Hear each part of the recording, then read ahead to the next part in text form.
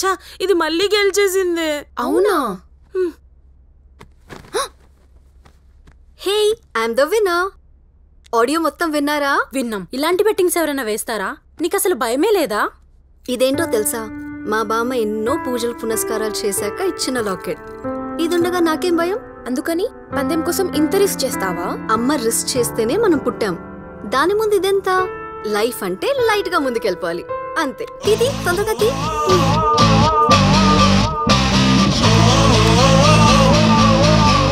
ఈ హౌస్ మా అంకుల్ది. హాస్టల్లో ఎందుకు, ఇక్కడుంటే రెంట్ కలిసి వస్తుందని చెప్పి మరి ఇలా తీసేసుకుంటావా? అందుకే నాతో ఎప్పుడు బెట్లు వేకు. నో, ఏదో ఒక రోజు నిన్ను బెట్లో ఓడిస్తాను. ఇదే నా life ambition. No way. Body చూపించి బాయ్ ఫ్రెండ్ దగ్గర కొట్టేసిన డబ్బులన్నీ ఇది నా దగ్గర కొట్టేస్తుంది. ఏదో కూడా వచ్చి దీని డబ్బులన్నీ కొట్టేయాలి. ఎవడో చూడలేదు కదా, ఈ డబ్బులు ఎక్కడ దాచుంటారంట. ఇంట్లో ఏటీఎంలో భలే ఉన్నాయి. ఈ ఏటీఎం రావట్లేదు. ఈ ఏటీఎం వచ్చింది. దొంగలకి బీరువాల ఏటీఎంలో.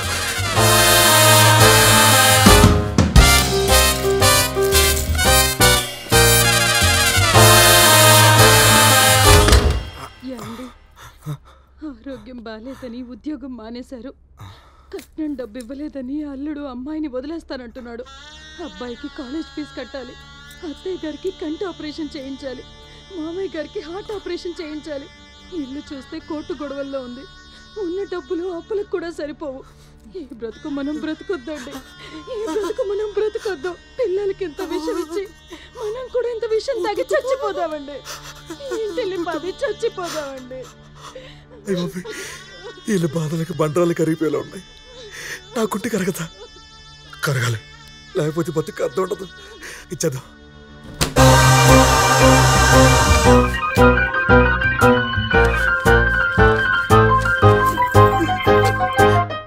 చల్లగా ఉంటారు.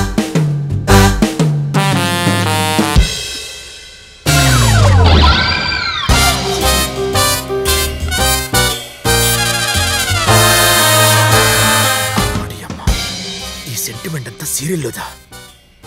అనవసరంగా ఎమోషనల్ అయ్యాను. నా డబ్బు నా బంగారం తెచ్చేసుకుంటా.